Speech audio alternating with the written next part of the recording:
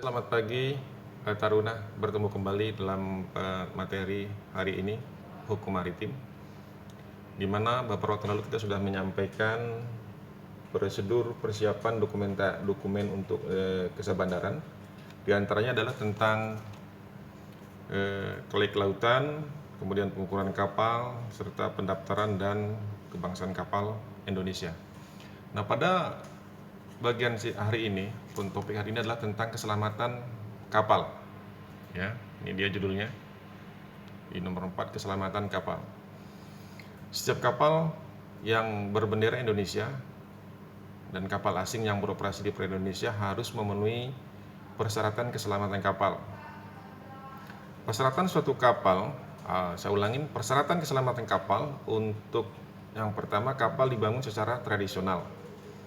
Yang kedua, kapal motor dengan tonase kotor kurang dari 35 GT ataupun kurang daripada GT 35. Kapal penangkap ikan, kapal yang tidak memiliki penggerak sendiri dan tidak berawak. Kemudian kapal pesiar yang tidak digunakan untuk kegiatan niaga. Kemudian kapal yang diperuntukkan berlayar di perairan daratan.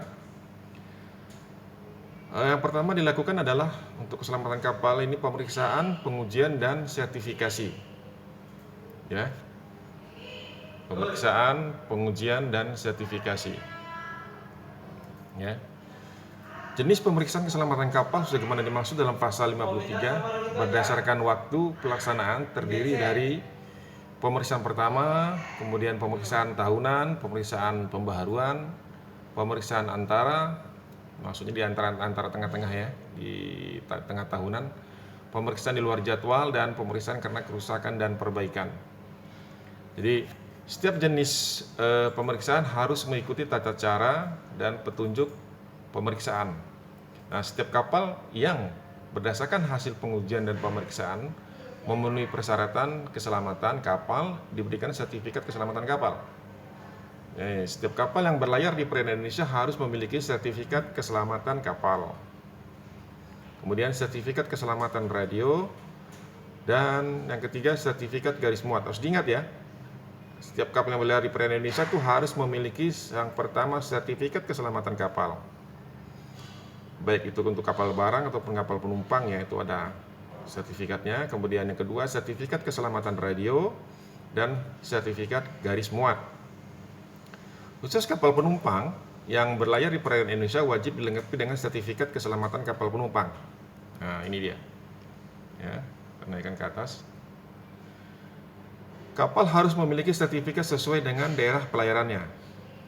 Nah, kapal untuk daerah pelayaran semua lautan ataupun pelayaran internasional harus memiliki sertifikat sesuai dengan ketentuan konvensi internasional. Jadi, sertifikat berdasarkan pemeriksaan digolongkan sebagai yang pertama adalah sertifikat sementara, ya. Kemudian sertifikat pertama, selanjutnya adalah sertifikat pembaharuan.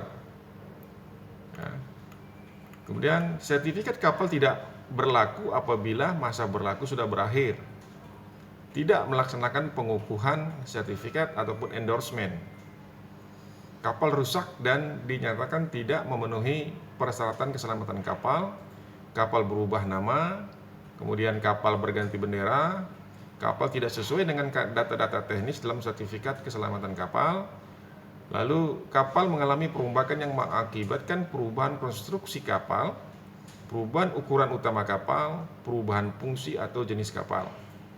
Yang berikutnya adalah kapal tenggelam atau hilang, dan yang terakhir adalah kapal ditutuh ataupun di scrapping. Ya. Lanjutnya, sertifikat kapal dibatalkan apabila. Ya. Jadi saya ingatkan, sertifikat kapal dibatalkan apabila keterangan-keterangan dalam dokumen kapal yang digunakan untuk penerbitan sertifikat ternyata tidak sesuai dengan yang sebenarnya. Kapal sudah tidak memenuhi persyaratan keselamatan kapal atau sertifikat diperoleh secara tidak sah. Ya. Jadi pagi ini itu saja dulu. Ya. Secara singkat, yang pertama tadi sudah kita mengenai keselamatan kapal.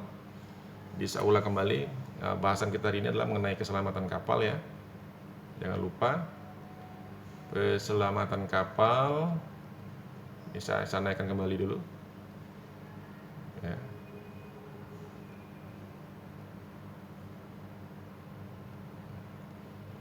Nomor 4 tadi ya.